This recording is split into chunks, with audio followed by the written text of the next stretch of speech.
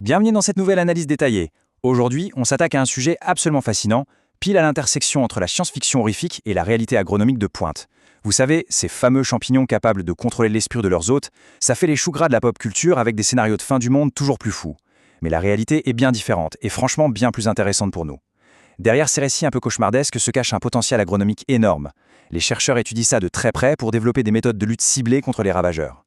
Alors, plongeons ensemble dans cette interaction incroyable pour en tirer de vraies données exploitables sur le terrain.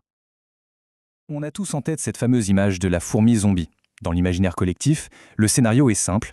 Un champignon pathogène s'infiltre directement dans le cerveau de l'insecte, pirate le système et en prend le contrôle total.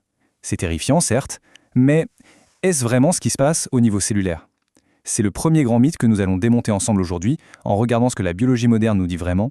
Pour structurer notre analyse, voici le programme. On va d'abord aborder le phénomène des fourmis zombies en lui-même, ensuite on regardera les mécanismes de cette manipulation fongique, puis on parlera de la façon dont les fourmis se défendent avec leur immunité sociale. Après ça, on passera aux applications pratiques, les champignons comme biocontrôle agricole, les données d'efficacité sur le terrain et les genres fongiques impliqués. Et on terminera sur un point crucial, comment standardiser nos futures recherches. On commence donc avec la première partie, le phénomène des fourmis zombies, son évolution et la question de la sécurité. L'échelle de temps de cette relation, de cette course aux armements biologiques, donne littéralement le vertige. Imaginez un peu, sur le site de Messel, en Allemagne, on a retrouvé des feuilles fossilisées avec des marques de morsures caractéristiques laissées par des fourmis infectées. Ces fossiles datent d'il y a 48 millions d'années. C'est ancré dans l'évolution. Pourtant, la véritable explosion de la littérature scientifique sur ces champignons en tant qu'agent de biocontrôle ne date que des années 2000 à 2022. Et la vraie percée, celle qui a permis de comprendre comment le parasite contrôle les muscles, ça date de 2017. C'est tout récent. Mais avant d'aller plus loin, il faut absolument rassurer tout le monde et séparer la fiction de la réalité biologique. Est-ce qu'on risque de finir en zombie ? Absolument pas. Ces champignons, comme Ophiocordyceps, sont strictement entomopathogènes. Ça veut dire qu'ils sont programmés depuis des millions d'années pour cibler uniquement les insectes et certains arthropodes. Pour faire simple, notre température corporelle de mammifères est beaucoup trop élevée pour eux. Ils cuisent. Et même s'ils survivaient à la chaleur, leurs mécanismes sont totalement incapables de tromper un système immunitaire humain. C'est donc 100% sûr pour nous, ce qui permet de les manipuler et de les étudier pour l'agriculture sans le moindre risque. On passe à notre deuxième point, les mécanismes de cette manipulation fongique et plus particulièrement l'incroyable réseau mycélial. C'est ici qu'on revient sur notre découverte majeure de 2017 et qu'on tord le cou au mythe de l'invasion cérébrale. Grâce à l'imagerie 3D et à l'intelligence artificielle, on a découvert un truc dingue. Le champignon ne touche pas au cerveau. Au lieu de ça, il s'infiltre physiquement dans les fibres musculaires de la fourmi et crée un immense réseau pour la contrôler de l'intérieur, comme une marionnette. Et pourquoi laisser le cerveau intact ? Eh bien parce que le parasite a besoin de son véhicule. Il faut que la fourmi reste en vie pour marcher jusqu'à l'endroit parfait. Il utilise très probablement des signaux chimiques pour la diriger à distance sans jamais détruire le poste de pilotage. Et cet endroit parfait, justement, il ne le choisit pas au hasard. C'est de la haute ingénierie biologique. Le champignon force la fourmi à trouver un microclimat ultra précis pour sa reproduction. Il lui faut une température stable entre 20 et 30 degrés, une humidité folle d'environ 94 à 95% et une position en hauteur, environ 25 cm au-dessus du sol. Dès que les capteurs de la fourmi indiquent que ces conditions sont réunies, le champignon force les mandibules de l'insecte à se verrouiller sur la nervure d'une feuille. La fourmi est fixée à mort, littéralement. Et c'est la position idéale pour que le champignon puisse pleuvoir ses futurs spores directement sur le reste de la colonie en contrebas. Ce qui nous amène tout naturellement à la troisième partie, les défenses des fourmis et leur immunité sociale. Une véritable forteresse. Parce que oui, utiliser ça en agriculture, c'est se heurter à un mur, ou plutôt à deux murs.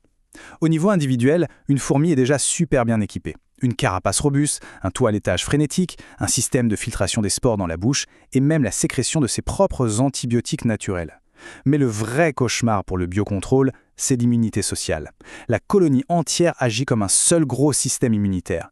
Les ouvrières nettoient activement leur jardin fongique pour éliminer les parasites, elles isolent physiquement les malades, et tenez-vous bien, un contact mineur avec le pathogène peut même déclencher un transfert d'immunité à travers tout le nid, comme un vaccin naturel. C'est une forteresse sanitaire absolument redoutable. Alors comment contourner ça ? C'est notre quatrième point. L'utilisation concrète de ces champignons comme biocontrôle agricole, l'alternative naturelle. L'idée de base, c'est de prendre cette arme naturelle et de l'utiliser contre les nuisibles sans polluer avec des pesticides chimiques. La magie de ces champignons, dits entomopathogènes, c'est leur mode d'action.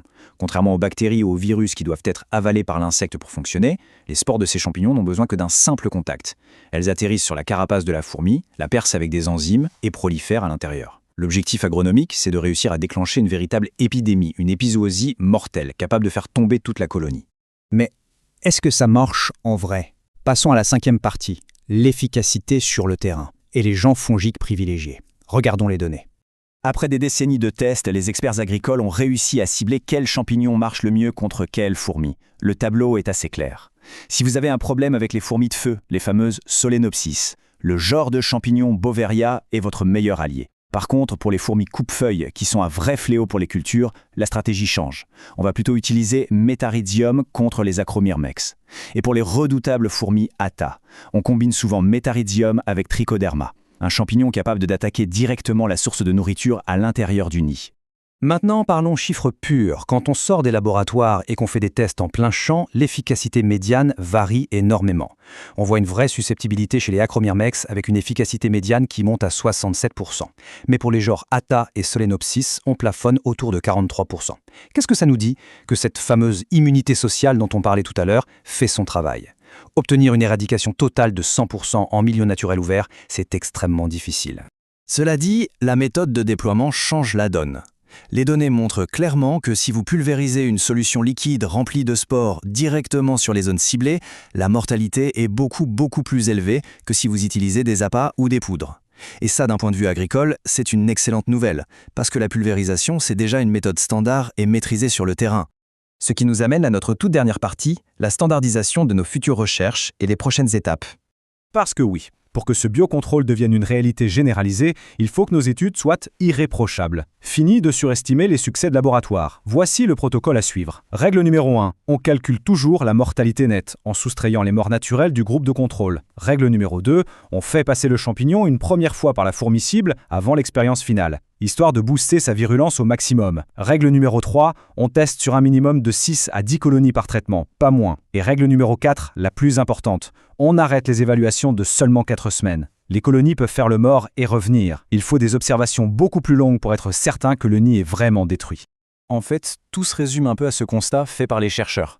Quand vous affrontez des insectes qui sont devenus des nuisibles ultra adaptés, qui agissent en super colonies avec une organisation sociale parfaite, vous ne pouvez pas juste appuyer sur un bouton pour les faire disparaître.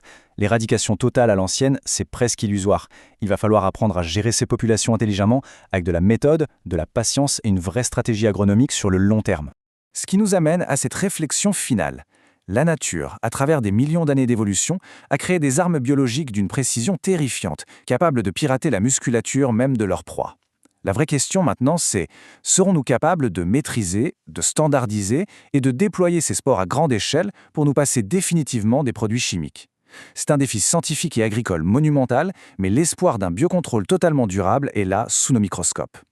Merci à tous d'avoir suivi cette analyse et j'espère que ce plongeon au cœur des champignons entomopathogènes vous aura passionné.